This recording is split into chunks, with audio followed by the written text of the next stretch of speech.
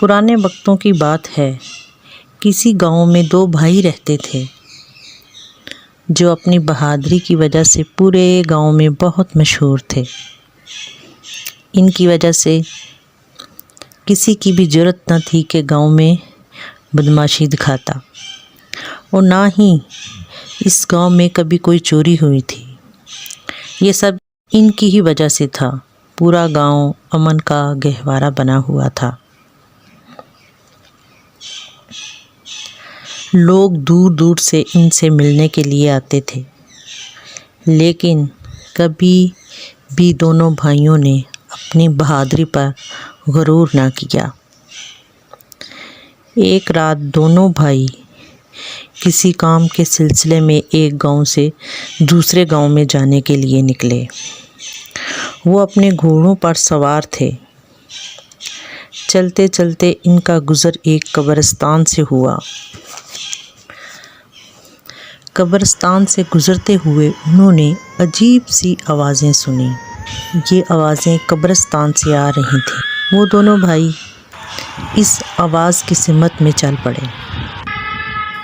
جیسے جیسے وہ نزدیک جا رہے تھے، آواز صاف سنائی دے رہی تھی، جیسے کوئی جانور کسی چیز کو کھا رہا ہو۔ وہ ایک قبرستان کے نزدیک پہنچے۔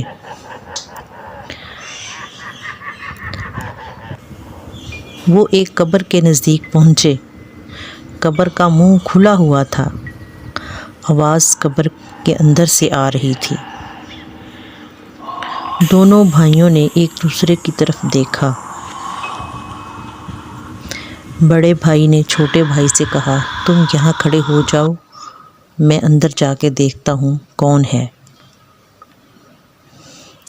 جیسے ہی بڑے بھائی نے قبر کے اندر چھلانگ لگائی، اندر سے ہولناک چیخوں کی آواز آنے لگی۔ آواز کو سنتے ہی دوسرا بھائی بھاگ کے گیا اور اس نے بھی قبر کے اندر چھلانگ لگا دی۔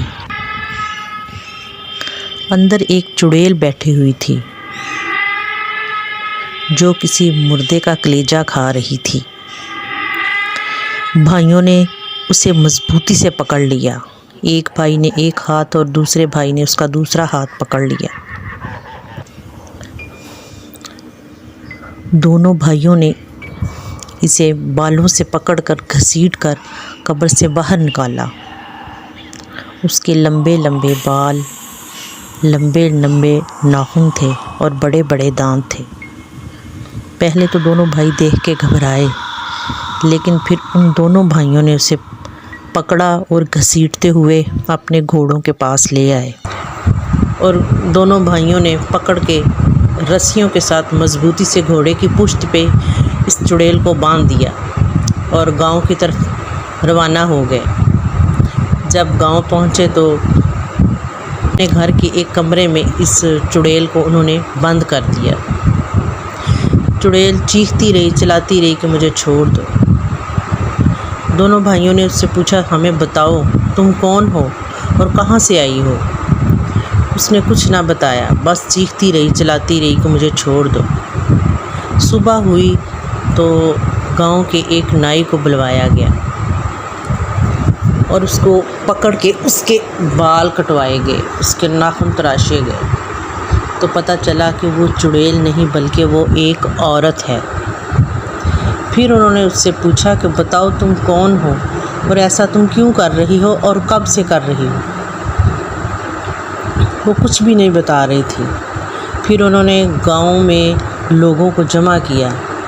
سارے لوگ ان کے گھر کے ارد گرد جمع ہو گئے اس چڑیل کو دیکھنے کے لیے۔ اعلان کیا گیا کہ آج چڑیل کو جلایا جائے گا۔ جیسے ہی اس نے سنا کہ مجھے آگ لگائی جائے گی تو فوراً وہ بول پڑی اور کہنے لگی کہ میں اپنے ماں باپ کی بہت لاڈلی بیٹی تھی، سارا گھر مجھ سے پیار کرتا تھا۔ پھر جب میں 20 سال کی ہوئی تو میری ماں کو خیال آیا کہ میری شادی کر دینی چاہیے۔ ایک اچھا سا رشتہ دیکھ کر میری شادی کر دی گئی۔ شادی کے پہلے دن تو بہت اچھے گزرے۔ ساس بہت پیار کرتی تھی۔ دن عید اور رات شب برات کی طرح گزرے۔ پھر آہستہ آہستہ میری ساس کا ظلم و ستم کا سلسلہ شروع ہو گیا۔ میری ساس مجھ پر ظلم کرتی، سارا دن کام کرواتی۔ تقریباً 10-15 سال میرے ایسے ہی ظلم و ستم برداشت کرتے ہوئے گزرے۔ آخر ایک دن میرے صبر کا پیمانہ لبریز ہو گیا اور میں نے قسم کھائی تھی کہ جس دن میری ساس مر جائے گی تو میں اس کا کلیجہ کھاؤں گی۔ خدا کی کرنی کے 10 دن بھی نہیں گزرے تھے کہ میری ساس کو دل کا دورہ پڑ گیا اور وہ مر گئی۔ غصہ پھر بھی ٹھنڈا نہ ہوا۔ پھر مجھے اپنی قسم یاد آئی۔ اسی رات جب سب لوگ سو رہے تھے، رات بہت اندھیری تھی، رات بہت خوفناک تھی، لیکن پھر بھی میں اپنے کمرے سے نکلی، ایک بیلچہ اٹھایا اور ایک چھری لی اور قبرستان کی طرف جانا شروع کر دیا۔ قبرستان پہنچ کے میں اپنی ساس کی قبر کے نزدیک پہنچی۔ بیلچے کے ساتھ قبر کو کھودنا شروع کر دیا۔ اس کی مٹی ہٹا کے قبر کے اندر داخل ہو گئی اور چھرے کے ساتھ اپنی ساس کا سینہ چاک کیا اور کلیجہ نکال کے کھا گئی۔ اس دن سے مجھے عادت پڑ گئی، جب بھی کوئی کسی مردے کو دفنا کے جاتا تو میں اس کا کلیجہ کھا جاتی تھی۔ اب آپ جو بھی سزا مجھے دیں گے مجھے منظور ہوگی۔ وہاں کھڑے سب لوگوں نے اس کی دکھ بھری کہانی سنی تو ان سب کو اس پہ ترس آ گیا۔ سب لوگوں نے اسے معاف کر دیا۔ اب وہ 5 وقت کی نماز پڑھتی اور رو رو کے اپنے خدا سے اپنے گناہوں کی معافی مانگتی۔ اس طرح اس کہانی کا اختتام ہوا۔